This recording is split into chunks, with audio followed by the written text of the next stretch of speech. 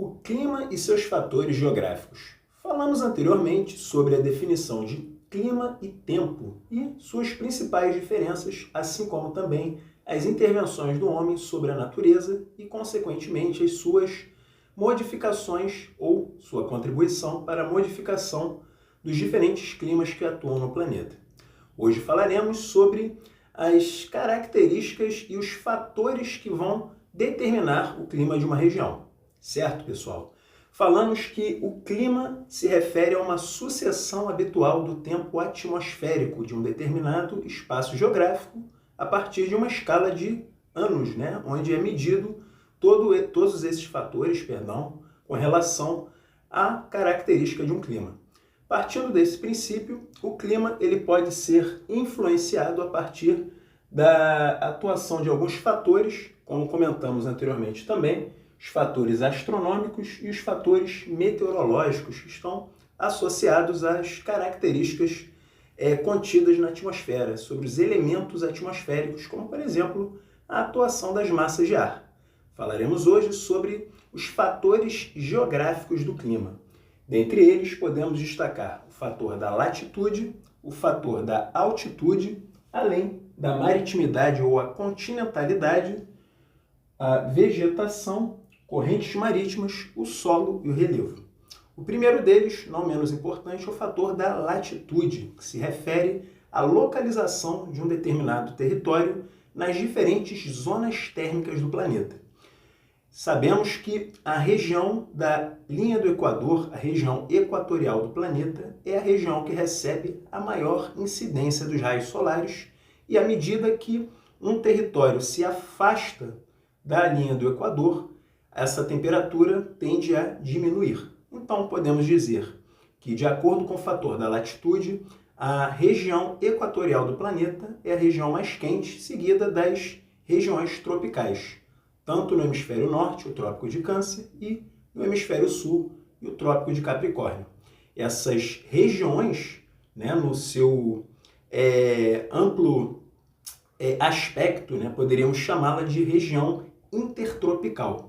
Temos ainda as regiões subtropicais, que estão situadas entre os trópicos e os círculos polares, e as regiões polares do planeta, que são regiões onde a incidência dos raios solares ela não atinge efetivamente, contribuindo com os solos recobertos de gelo ao longo do ano, enquanto as zonas subtropicais ou zonas temperadas são regiões onde a temperatura média ela é normalmente mais amena por conta de uma incidência menor dos raios solares. Certo, pessoal? Um segundo fator que veremos é o fator da altitude. A altitude do relevo está muito relacionada à pressão atmosférica, relacionada principalmente ao fator da altitude, onde quanto maior a altitude de um determinado relevo, menor será a sua temperatura, e essa relação é inversamente proporcional. Normalmente, nessa região, a presença do oxigênio é menor, tornando esse ar um ar rarefeito. Ok?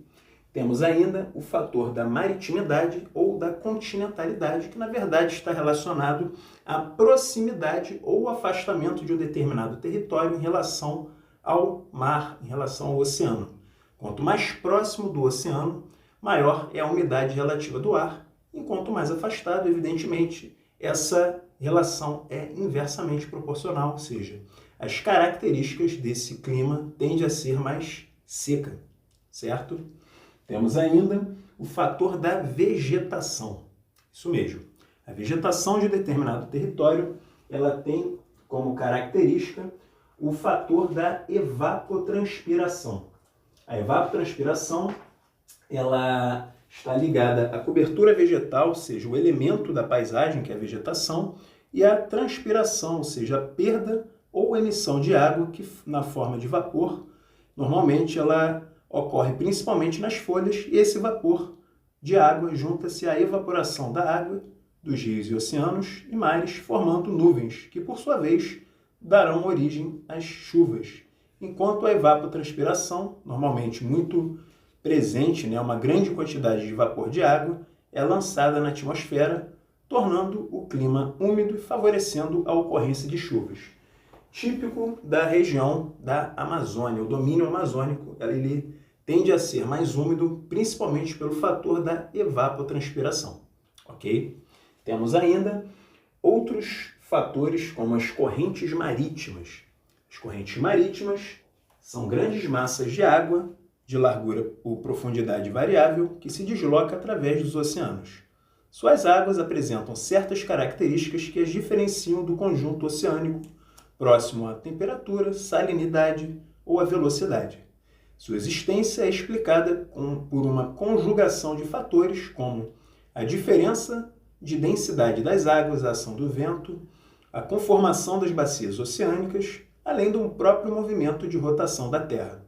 Ok? Temos um outro fator muito importante que é o fator do solo. O solo ele é responsável pela presença ou ausência de vegetação. Quanto maior a radiação solar nesse solo, normalmente, quando ele tem uma cobertura vegetal menor, maior será a sua reflexão, maior será o albedo. E quando temos a presença da vegetação, esse solo absorve parte do calor, contribuindo, evidentemente, com a diminuição da temperatura média no entorno de uma região. Ok? Temos ainda o fator do relevo. O relevo pode também influenciar no clima de uma localidade ou região, porque está associado à altitude.